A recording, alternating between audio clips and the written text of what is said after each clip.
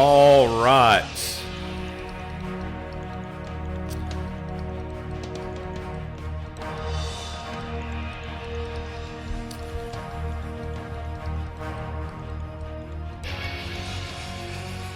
Welcome back to the command briefing. It's Jared A. Chambers.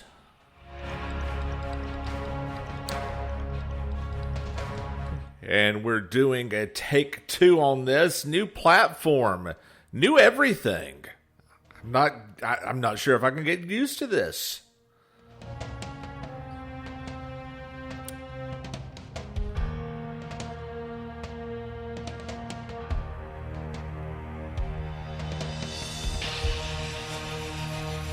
All right, welcome to the command briefing. It's Monday, July 31st. It's Jared A. Chambers.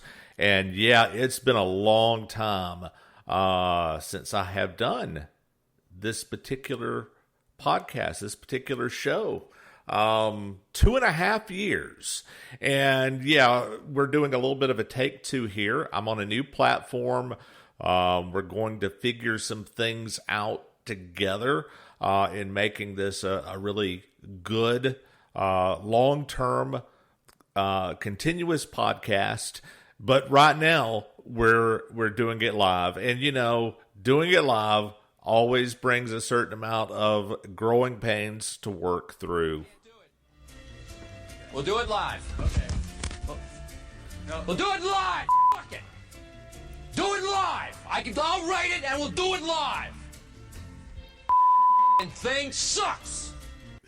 So yeah, we're going to do it live. And it's if you remember before, if you've been following me on Twitter at C4CEO for any length of time, there was Periscope that went along with Twitter, and Periscope was a fantastic platform. It let broadcasters use Twitter as a basis for gaining a following with doing video broadcast in real time. And it was fantastic. You know, Periscope was its own video platform. Twitter acquired it and for some reason killed it. And that some reason being it was just too incredibly effective as a platform for the wrong people under the ownership of Twitter at that time. So in the fall of 2020, I was doing a regular command briefing Periscope. We were talking about the lead up to election 2020. And then in all of the craziness afterward, it gave us so much to talk about for a good 2 months after the election. And, you know, I was here with you through the craziness of January 6th. You know, I was ravaged with COVID at the time and still got on here on the command briefing to keep you up to date about what was going on. And then what happened after that? Twitter purged so many people in the aftermath of January 6th. In one fell swoop in January 2021, my Twitter account, I lost 2,000 plus followers overnight. And I had started from around 7,000 and some odd followers overnight, more than 2,000 gone. And then what was left? I mean, it was such a wasteland for so long of a period of time, folks, that even the people who were left, even people like me, it wasn't fun. I mean, the mood was somber, not just because of the election and Biden and everything that was going on, but just the very real sense that you could say anything at any time and you were going to be booted off of the platform too. You know, and for those of us who have worked to build a following on the platform, I mean, it's not something that you just wanted to gratuitously throw away. You wanted to do what you could to hopefully maintain a platform and at some point be able to regrow from where you had started. And so really, really dead, really, really quiet. And then the next shoe dropped, which was Twitter actually getting rid of Periscope as a platform to use to do broadcasts. And so, between losing such a following, between losing Periscope as a medium, and also, too, frankly, having a lot going on at that point in time myself, I was still working as a director of sales and marketing with a software company at that time, had plenty to do. And, it was a point of diminishing returns of being able to do a daily broadcast without really trying to rejigger the whole thing and figure some things out. And so that brings us to present day, which is doing the Command Briefing, which is a podcast about daily news, but yes, politics, news, but also business, also culture, really designed as an executive summary for those of you who want to get a rundown of what's going on in the world in really broad strokes, with a context built around sound leadership, first principles, Western civilization, conservatism, libertarianism, definitely right of center, of course, but, the audience here, I think are people who value getting analysis and news, but getting it quickly, and also being able to see things in terms of the big picture. That's what leaders do. And leaders come from all walks of life, whether they're CEOs, entrepreneurs, families, leading your own family, just that sense of, I need information, I need it quickly, I need to know what it means, give it some context, and tie all the pieces together. And that's what Command Briefing sets out to do with the news and what's going on. Now, across time, now that we're on a new platform, hope to be able to do some really interesting things. Have some interviews that I want to do with some guests, people who can give some context to big stories that are going on. Really excited about that. Really excited maybe down the road, maybe adding something like a call-in feature.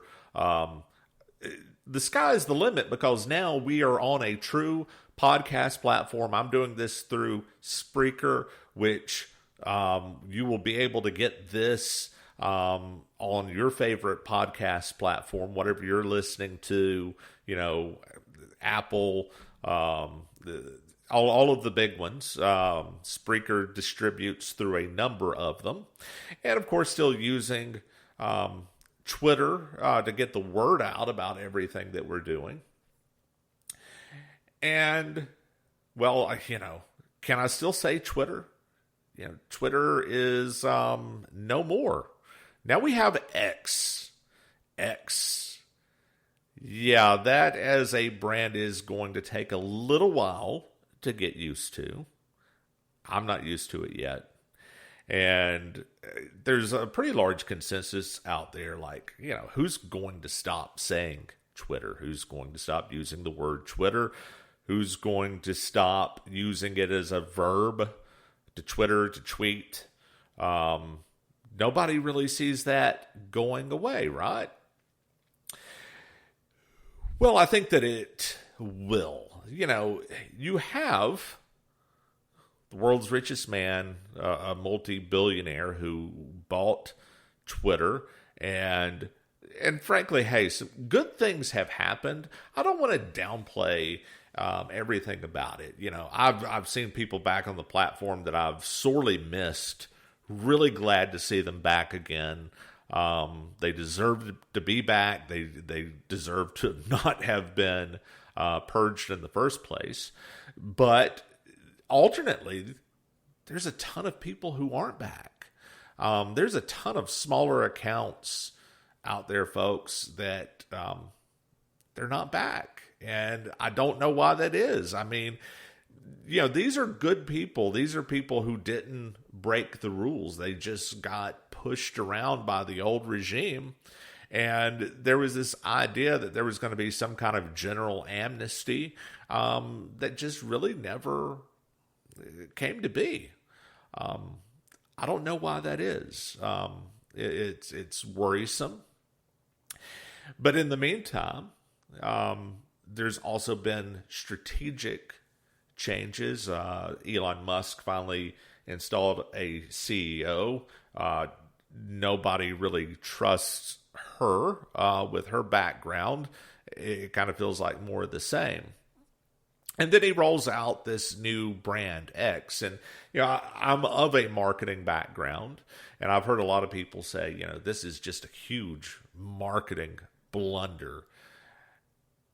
And once upon a time, I might have been inclined to agree with them. Okay, yeah, typically you don't throw out what we would call brand equity. This mind share that you already have with the public with your existing brand. The fact that your brand gets used as a verb is very powerful. It's very well known. Who doesn't know what Twitter is? A very powerful brand. So, why would you just chunk that in the garbage can? Well, that is the argument about why perhaps Elon Musk did the right thing. The Twitter brand was trashed by the old management. Twitter had been colluding with the federal government to decide who was going to get platformed and deplatformed. The Twitter brand was absolutely trashed through that period of time. The purge, the getting rid of people.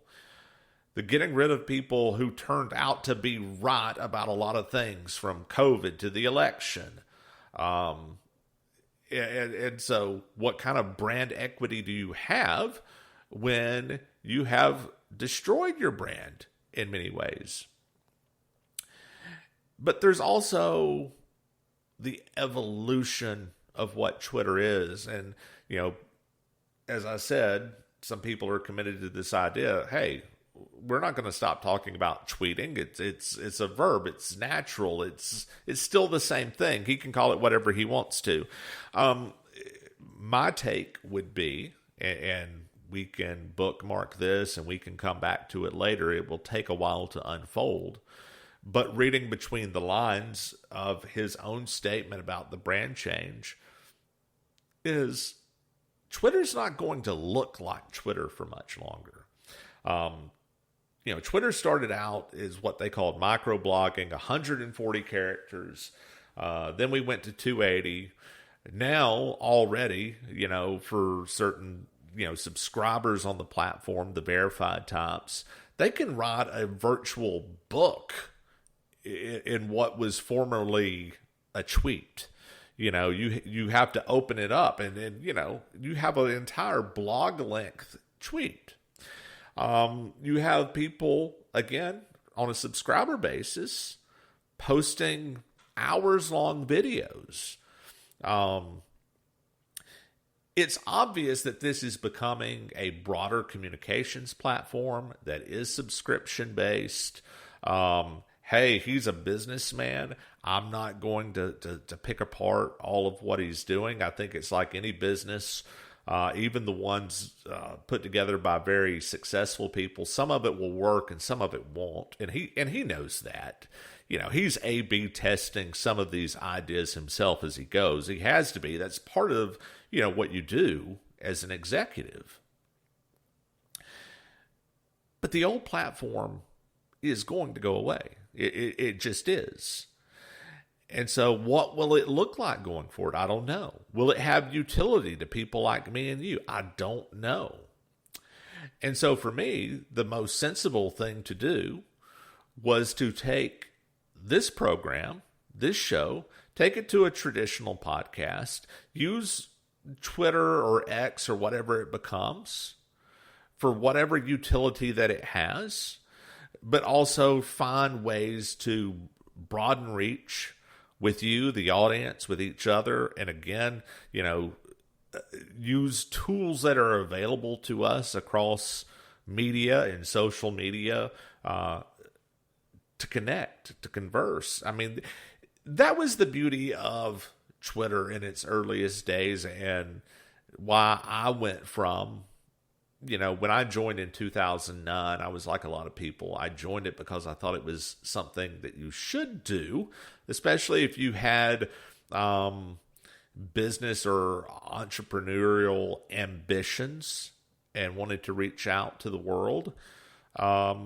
But then it's like a bunch of people talking about what they had for breakfast and a bunch of silly nonsense, and I really didn't get it. Twitter didn't connect for me until much later, 2016, 2017, when you saw these conversations happening and you realized that the beauty was anybody could have a conversation with anybody else. Anybody with 3 followers, if they wanted to, could have a conversation with a celebrity. All that you needed was mutual agreement to have the conversation. And in its own way, it was once upon a time, in its heyday, it really was sort of a meritocracy where, based on the quality of your own content, what you had to say, you could get engagement from other people. People with very large platforms. I mean, you take a lot of the medium-sized accounts on Twitter that grew in the mid-2010s and through like the early years of the Trump administration. A lot of those, 50,000, 100,000, even, 3, 4, 500,000 follower accounts were there because they started small, and somebody with 1 million followers thought, okay, they have something interesting to say, and they conversed back and forth with them, and people joined that conversation. They became followers based on the quality of content. That is still a beautiful model. I don't know if it will ever be part of the new X. That freewheeling day has certainly not come back to Twitter, even under his new ownership as of yet. But we can have aspirations. In the meantime, we can build something ourselves to have better, more meaningful conversations, but have it with a group of like-minded people who are trying, who have similar ambitions and aspirations. Again, this is for leaders. It's to give context to news, politics, business, culture, and those topics. And hopefully, as we go forward, not just be a monologue, but an actual conversation. And so now that I've given you some background on the program itself, we will launch in, it is day 1 of doing this. Let's talk a little bit about what did happen today. The Devon Archer story, which, okay, this is why I talk about, I try to add context that you're not going to get elsewhere. So I'm not going to rehash what other people do. There's going to be a ton of people pick apart the leaks, the notes, the snippets of transcript that come out from the hearing in Congress with Devon Archer today. And that's fine. I mean, that's for lawyers and analysts to do. The problem is what we're going to get spin from both sides. And both sides are going to talk to their own people, as usual.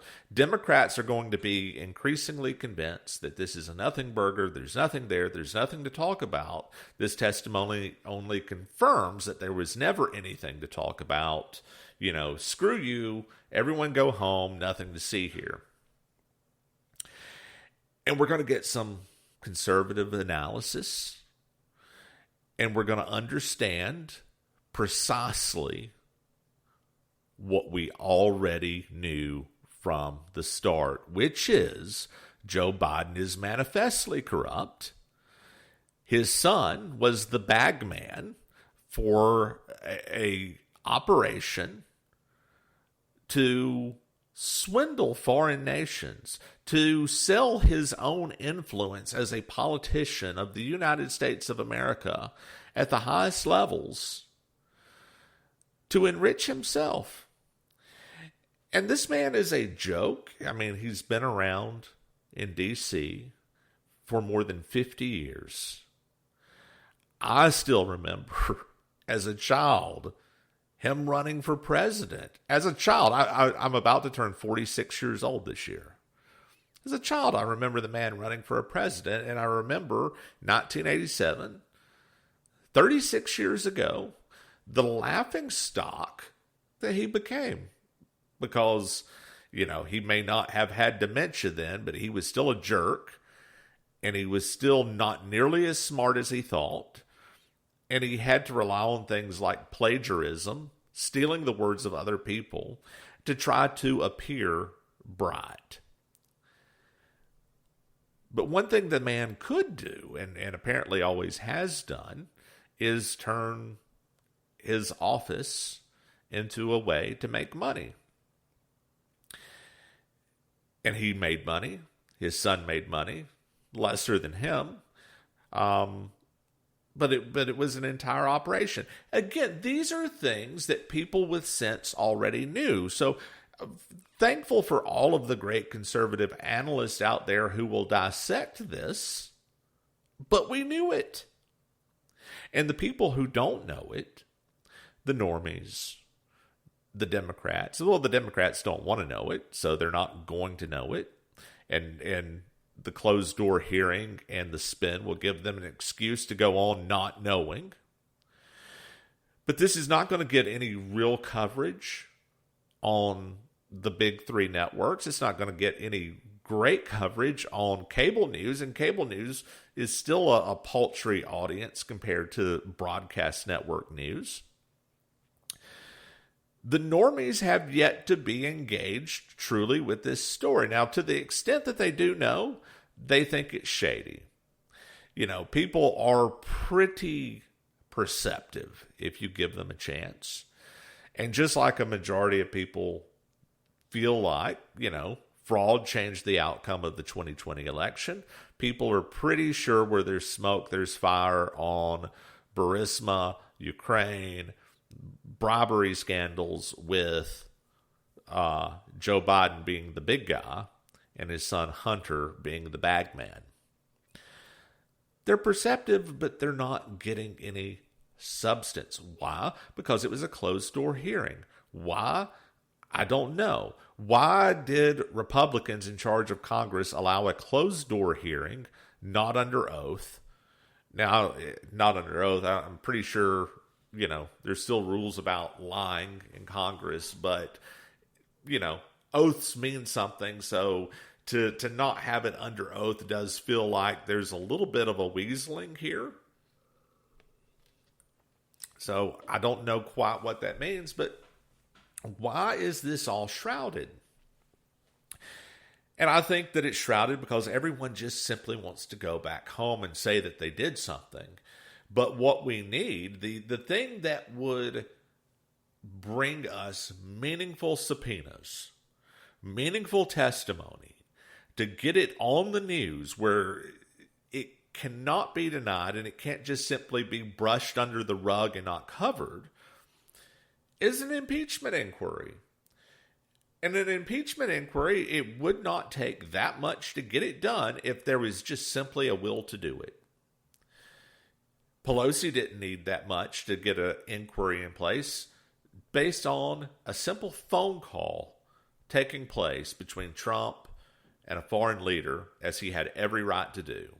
All they had to do was set up somebody that they could call a whistleblower, and everybody knows that the whistleblower was well connected in Democrat circles, that there is no daylight between the entrenched bureaucracy and the Democrat Party. But they were able to set up an impeachment inquiry based on nearly nothing. And we still have Republicans waiting. Oh, well, we're building towards. No, get it done. This is how you find out. And it should be agreeable to everyone in the Republican Party. There should be 100% of Republicans vote for this if there were any sincerity. This isn't even a vote right now to impeach. If you're saying that you don't know, that you don't have the answers, the inquiry is a way to get the answers. Do the impeachment inquiry. Why isn't it happening? Ask Kevin McCarthy. Folks, these people are about to come back into your home districts over the next few weeks. Now, I don't know. Some of them may hide. But to the extent you can, if there are any town halls near you, if there is a chance to connect with your representative, let them know that what you expect is the inquiry. This cannot be allowed to just simply be brushed under the rug any longer. Get it done. Now, in the meantime, all kinds of other crooked things are happening, and other politicians need to step up. So, just like the old command briefing in the days of Periscope, what we talked about before, one of the reasons that I was in a unique position and why we had such good views on some of those old Periscope broadcasts that we did. I mean, one time, I had 20,000 people watch one of the old command briefings that we did. Why? Because Georgia was pivotal in the 2020 election. And Georgia is going to be pivotal again in the interference with the 2024 election. And it's coming through the Fulton County DA's office and Fani Willis, who, it's all but done that she is going to not only indict Trump, but the 16 provisional electors that were put in place, just as has been done in years past, where there's been a question about the election, to have a slate of electors ready to go based on some of the challenges that were at that point in time in place. Nothing illegal about that. Nothing, in fact, historically unique about that. Except that for their narrative that the election was already decided, that there was no valid challenges to it. Why? Because they say so. And, we're never... A lot of people still go back to, well, the courts looked at all of it and said, no, there was nothing here. No, the courts didn't look at it. In so many cases, it was a matter of standing. If we had followed the laws that were on the books in 2020 that were approved by the state legislatures in the respective states of Georgia, Arizona, Michigan, Wisconsin, Pennsylvania, there were so many illegal votes that were counted. They were illegal. They didn't have the proper signature verification. They didn't have the proper chain of custody documents. Georgia, I'm intimately familiar with. Still hundreds of thousands, way more than the about 11,000 or so vote difference, that didn't have the appropriate chain of custody documentation. But because the state legislature wouldn't stand up for their rights in court, because they were part of the problem too, they just simply allowed the governor, the secretary of state, to usurp their power. Well, nobody else could sue on their behalf to reclaim that right, to reclaim that power. So it was never really heard out. But now we have Fani Willis, and she is ready to indict because we know how close that election was. About 11,000 votes in Georgia, maybe 12,000. I forget the exact number, right in that range. And you have Trump, talking to Republican officials in Georgia saying, hey, find the 11,000 votes. And he wasn't telling them to fabricate them. He's telling them, we know that many more than that were fabricated. Do your job. Vet those votes for Joe Biden. Look at the signatures. Look at the chain of custody documentation. Throw out the invalid ballots. Very clear directive.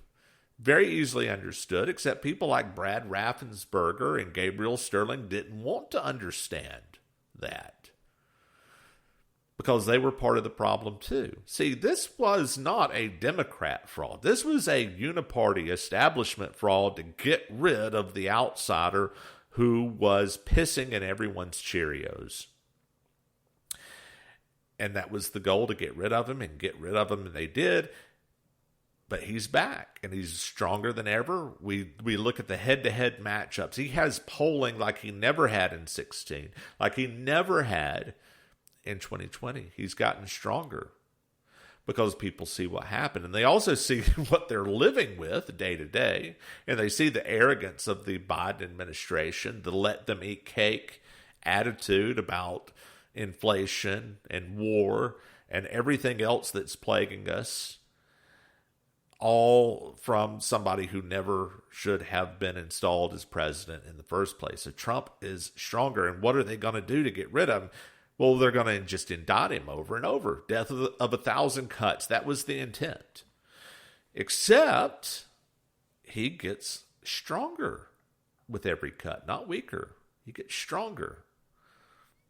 Amazingly enough, but they're committed to the strategy at this point. They have to move forward. But because Fani Willis is a Democrat and manifestly political, Fulton County, this is the county in which Atlanta exists. Fulton County is Atlanta. Atlanta is Fulton County. There's no real difference here. And she is a Democrat. She is doing what she is doing to please Democrat voters. They will reelect her. And she has even used this for political benefit in her election materials.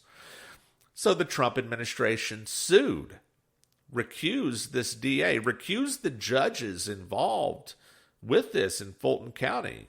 And the Georgia Supreme Court said, okay, we're going to turn this over to the 7th Judicial Circuit in Georgia and assign a judge to it from there. And they did. Judge Schuster in Cobb County, Georgia, where I used to live for a period of time, he was assigned this case, and he was to decide on that issue of recusal. And that case was coming up in mere days from now. And all of a sudden, we have a Fulton County judge today. One of the judges who was named, specifically named in the Trump lawsuit, one of the judges that the Trump legal team sought to recuse along with Fani Willis, who ruled that Fani Willis need not recuse herself and said that it's now moot for Schuster to rule on this. So what will happen now? Will the Republicans in this state, the ones who very much knocked Trump in the back in 2020, but what are they going to do now?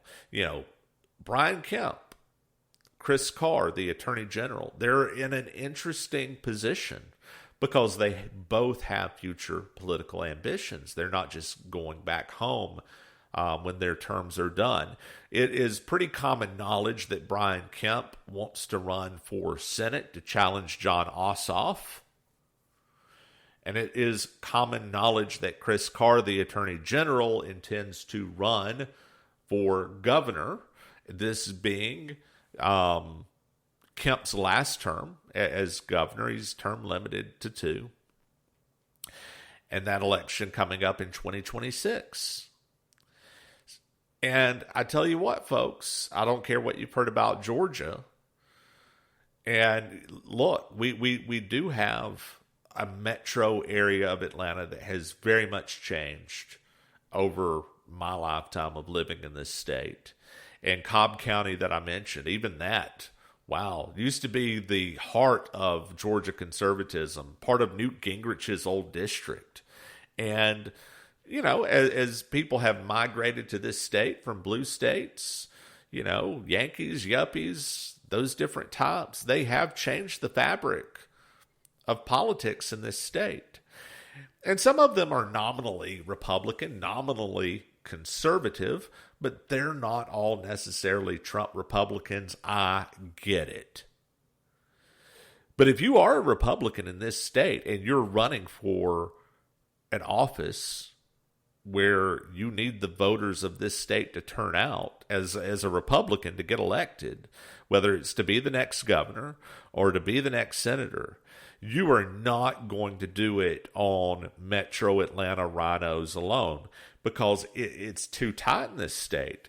You have, you know, the urban areas, large populations of urban liberals around Atlanta and growing around places, you know, the other bigger cities, Augusta, Savannah, just like any urban area. Sizable black population, which still, for, you know, however you want to think of it, it still votes largely Democrat. So if you're going to run as a Republican and win, you need every Republican to turn out. You can't just have part of them. So even though Trump may not be a fan of Kemp and Kemp may not be a fan of Trump, there's got to be a meeting in the middle there. Well, probably for both their sakes at this point, but more so for Kemp. Kemp is politically dead without MAGA voters. And so what is he going to do with this lawless judge in Fulton County? What is the Attorney General, Chris Carr, who wants to be governor? What is he going to do with this lawless judge in Fulton County? We're watching, and we're going to continue to report on this and keep you up to date about it. I have some folks who are very plugged in state politics, and one of whom I really want to get on this show here in the near future. She would have some fascinating insights on this. But in the meantime, we're going to continue to watch this. Another indictment, yeah. I mean, she's going to make a clown of herself, and you're going to see what an affirmative action project Fulton County really is coming up here. When and if this indictment goes forward. And in some ways it'll help Trump, but still legal jeopardy is legal jeopardy, and you have to take it seriously at some point. I mean, the big picture is get him to win, right? We have to overcome this lawfare that has been engaged against him. But he can, you know, of course, pardon himself on any federal indictments down the road, and I believe he should. But the state ones will just continue to just nag and be a nuisance. And so it would be nice for Republicans to step up and make sure that the law is actually followed for once here. They didn't do it in 2020. 2024, they have a vested interest, and we're going to watch and see if they will. And let's close it out by, you know, talking about the 2024 race and the primary, and it's over.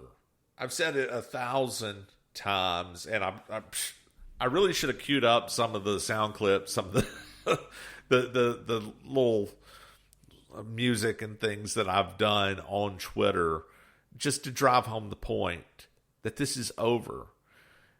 And then you have people, DeSantis supporters, coming back saying that it's not, and it sounds like the Bluto speech from Animal House. Over? Did you say over? Yeah, it's over. And look, I went through a huge evolution on this myself, and I've never hidden from it. I'm not going to hide from it. I'm not going to delete tweets about it. You know, I talked about everything that happened from the time of the old command briefing Periscope shows to now.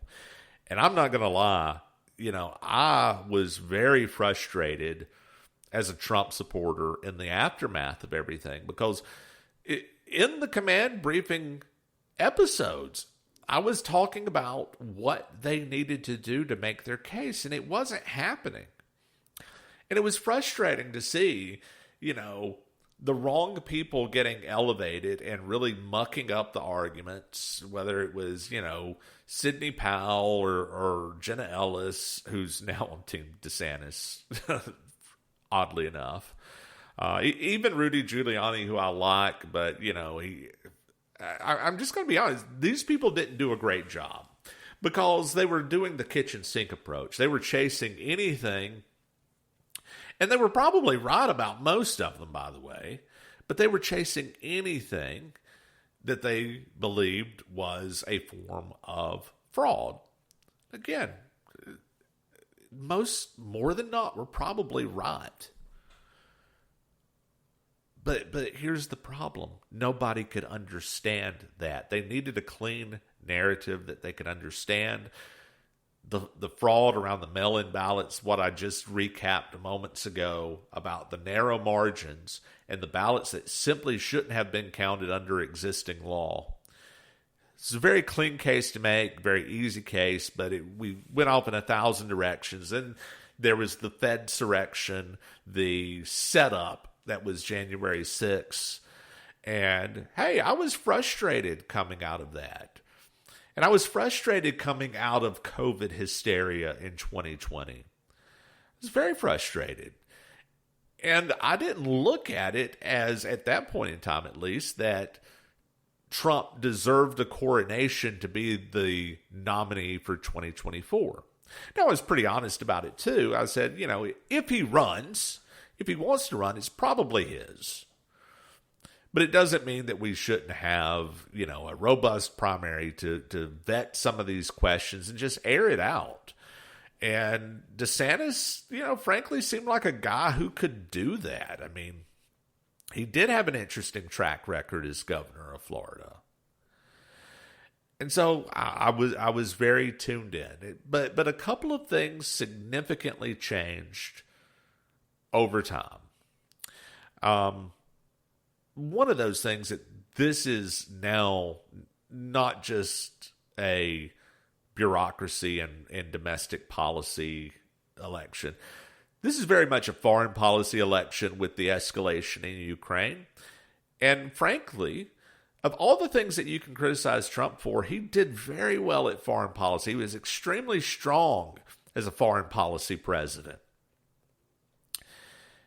And I would like to see that strength brought to bear against the ongoing escalation with Ukraine and Russia. That doesn't need to be a war that we're involved in, but frankly, it doesn't need to be a war at all. It needs to get settled. People need to stop dying, and Trump, I think, has the right approach to that. So, you know, you can't convince me that somebody else can do a better job than somebody who already did a great job. And with foreign policy, I think he did a great job. Of course, that still left the areas where, you know, arguably he didn't do such a great job.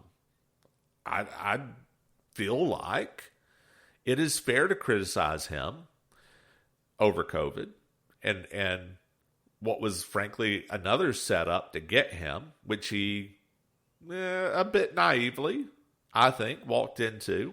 Some will disagree with me, which is fine too. I mean, there's a fair argument to be made that most anybody would have approached it the same way. There were political considerations. The vast majority of the country had bought into the hysteria. Tony Fauci himself was quite popular. There wasn't much you could do about that.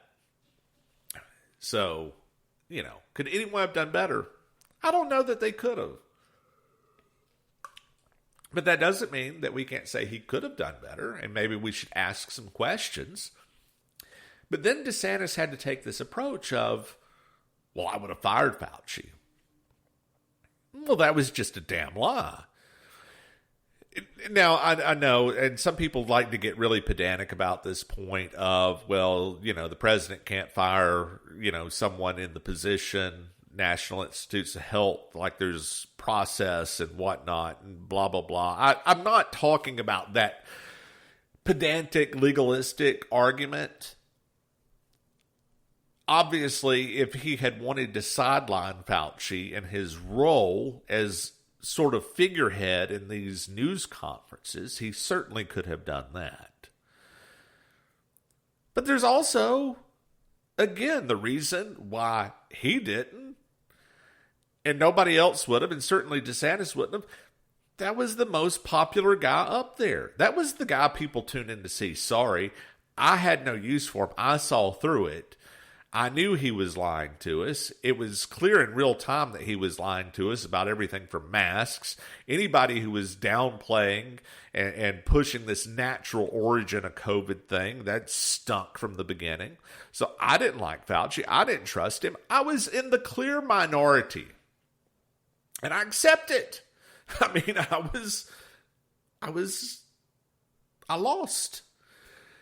And I lost, not just, politically with what was happening. This is the kind of thing that turned family and friends against each other. It was sad. A lot of people, I think, blocked 2020 out of their minds now about how contentious it really was. Friend against friend, family against family, all on this idea of just people's fear. And Fauci, for a moment in time, made a lot of those fear-driven people feel safe. He was, quite simply, unfireable without breaking down all semblance of social order.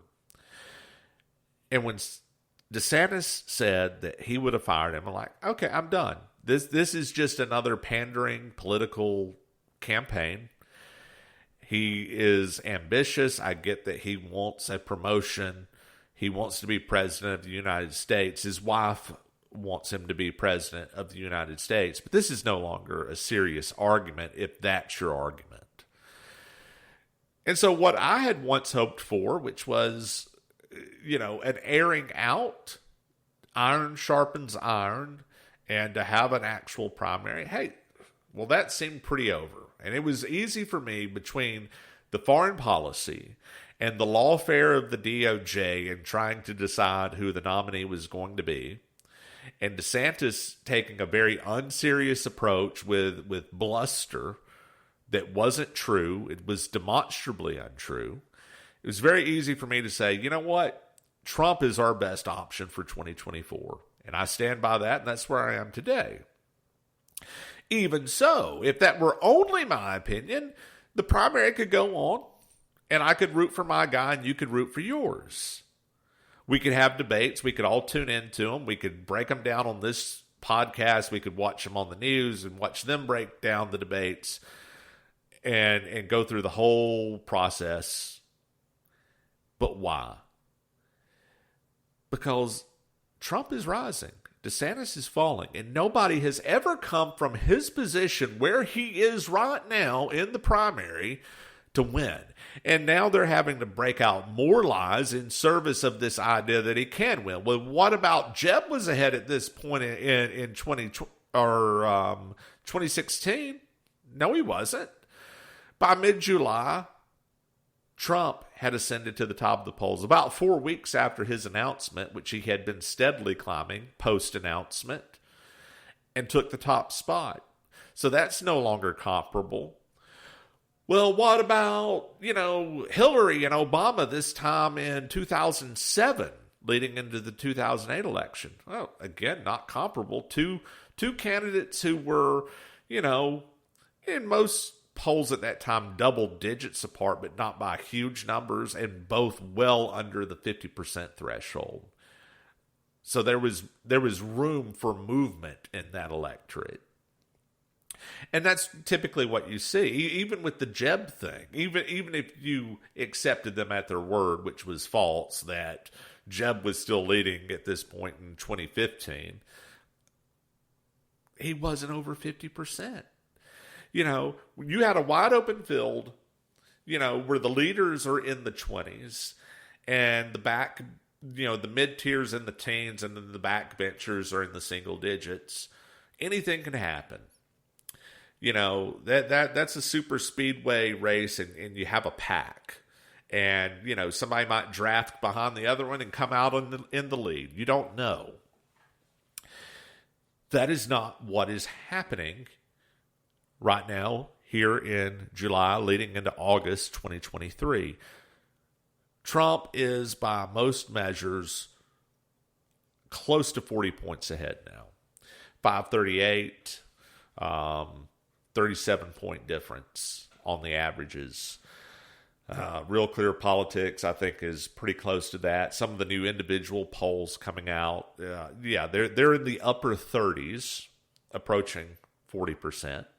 Trump himself is approaching 60% of the vote, as DeSantis falls backward into the teens from the 20s. This is, in fact, over, because the only way you win is if you get Trump voters to your side. If everyone else drops out and all of those voters went to DeSantis, which would never happen, by the way. I mean, a bulk might go one way or the other. 100% never go one way. So this is all just for the sake of argument. If DeSantis got everyone else to drop out and got every single one of their voters, he still comes up way short. Way short. So the only way he can win is to get a bunch of Trump's supporters. And if you haven't figured it out, those are very sticky folks. They're with Trump for a reason. Because he does what other Republicans don't do. He is different on foreign policy. He's different on trade and immigration policy. He's different on economic policy. You know, there's some overlap. There's a Venn diagram to be had there. And that's why Trump is running as a Republican in the first place. You know, a lot of us who have voted Republican, we have some very conservative principles, but they're not always super ideologically driven. You know, we're not corporatists. We don't believe capitalism means government arrangements with big companies. It doesn't mean so-called free trade agreements where we make things easier on our side as they, our trading partners, make things harder on theirs. What's free about that? You know, unless it's equally easy on both sides, that's not free at all. So we want to even it up. We think that's fair. I don't see why anyone else wouldn't. But Trump is our guy because of that. And so why would we leave him to go to somebody else? Well, they're obviously hoping that he can't run. That Fani Willis or Merrick Garland or Jack Smith or Alvin Bragg or one of these other Democrats is going to take Trump out for them. But there's a problem. Just because Trump is gone doesn't mean that you get his voters. The same as if the others dropped out. Doesn't mean DeSantis would get their voters. Some of them might be so dejected they don't vote. They might go somewhere else. They might write someone in. DeSantis is not lined up to get a huge chunk of Trump's voters, even if something happens to him.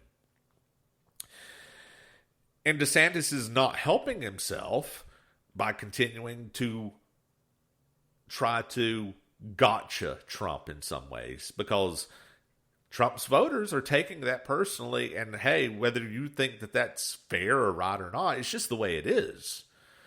They've picked this guy, And so when you try to drive a wedge between him and them, especially with things like, well, hey, he's taking your fundraising, he's taking your hard-earned money, and he's spending it on his legal fees. Well, yeah, we kind of understand that that's part of the campaign, is we got to keep the guy out of the clink for him to win.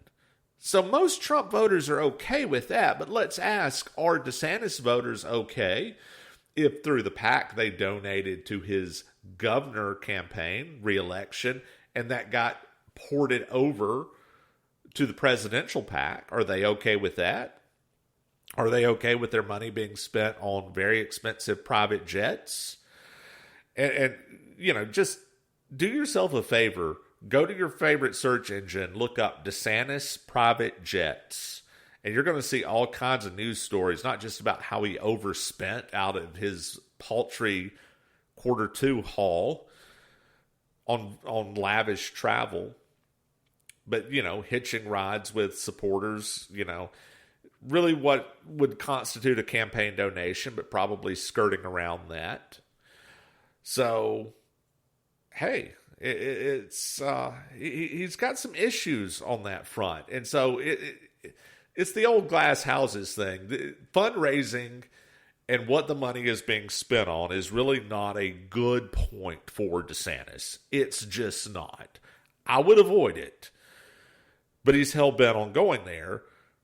But I don't have to pretend that this is still a campaign when there is no mathematical way, no historical way, no statistical way that he wins. Now, you can feel bad about that. You can argue about why you think your guy's better, and I disagree with most of those reasons. But it's sooner or later, you have to come to the conclusion that the rest of us have. This is over. But I'm sure that we will come back and talk about more of it because people are going to hold on to it. So we'll continue to mock some of the worst arguments around that. We'll keep you posted on what's going on with it. We'll keep you posted on other stories as they come about here over the coming days and weeks. Let's see. And we're going to go ahead and close out tonight, but I'm going to ask you, you know, if you enjoyed this, repost it, send it to your friends. Keep an eye on my Twitter space at C4CEO. I'm going to keep you in tune and let you know where these get posted and some of the upcoming guests and things that we're going to do. I appreciate your support. Thank you for listening. This is the Command Briefing with Jared A. Chambers.